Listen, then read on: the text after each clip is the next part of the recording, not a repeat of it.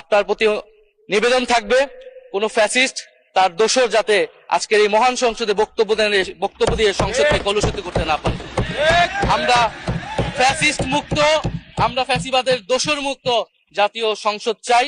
24-এর ছাত্র জনতার গণ অভ্যুত্থানে মাঠের নেতৃত্বের একেবারে সামনে থাকার কারণে আজকের দিনটি আমার জন্য একই সাথে আবেগের, কষ্টের ও আনন্দের।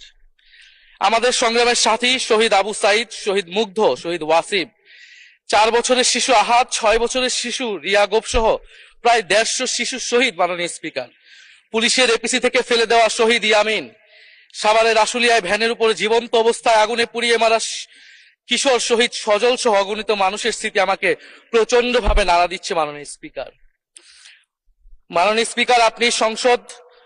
আপনি মাননীয় সংসদ নেতা, বিরোধী দলীয় নেতা সহ সংসদের সকল সদস্য এবং আপনার মাধ্যমে দেশবাসীর উদ্দেশ্যে আরো স্মরণ করিয়ে দিতে চাই মাকে উদ্দেশ্য করে লেখা চিঠি 10ম শ্রেণীর ছাত্র শহীদ আনাসের, যিনি বলেছিলেন, একটি প্রতিবন্ধী কিশোর, 7 বছরের বাচ্চা, ল্যাংড়া মানুষ যদি সংগ্রামে নামতে পারে তাহলে আমি কেন বসে থাকবো ঘরে? একদিন তো মরতেই হবে, তাই মৃত্যুর ভয় করে স্বার্থপরের মতো ঘরে বসে না থেকে সংগ্রামে নেমে গুলি খেয়ে বীরের মতো মৃত্যু অধিক শ্রেষ্ঠ। যে অন্যের জন্য নিজের জীবন বিলিয়ে দেয় সেই প্রকৃত মানুষ। আমি যদি বেঁচে না ফিরি তবে কষ্ট পেও না, গর্বিত হয়েও জীবনের প্রতিটি ভুলের জন্য ক্ষমা চাই। আনাস তার মাকে এই চিঠি লিখে রাস্তায় নেমে গিয়েছিলেন, শহীদ হয়েছিলেন। মাননীয় স্পিকার, যাদের আত্মত্যাগের কারণে আজকে আমরা এখানে বসে কথা বলতে পারছি। মাননীয় স্পিকার, জুলাই গণ অভ্যুত্থানের সাথে জড়িয়ে আছে দেশনেত্রী বেগম খালেদা জিয়ার সংগ্রাম ও তার আত্মত্যাগ। ওনার সংগ্রাম অনুপ্রাণিত করেছিল বাংলাদেশের তরুণ সমাজকে আত্মহুতি দিতে গণ অভ্যুত্থানে। আমরা আজকে তাকে শ্রদ্ধার সাথে স্মরণ করছি। মাননীয় স্পিকার, আমি বিশ্বাস করতে চাই আমরা যারা সংসদে বসতে পেরেছি কেউই এই শহীদের রক্তের সাথে বেইমানি করব না।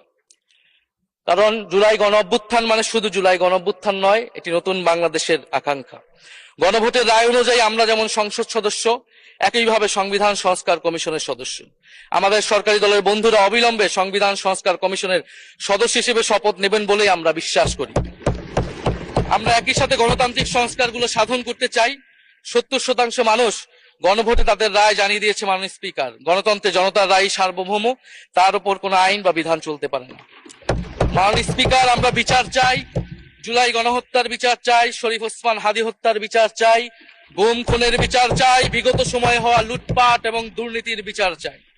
জুলাই মানেই নতুন বন্দোবস্ত, গণতান্ত্রিক অন্তর্ভুক্তিমূলক বৈষম্যহীন দেশ। জুলাই মানে আধিপত্যবাদ মুক্ত, ফ্যাসিস্ট মুক্ত দেশ। জুলাই মানে মানবিক মর্যাদা ও দায় দরদের বাংলাদেশ। মাননীয় স্পিকার, আমি শেষ করবো একটি কথা বলেই।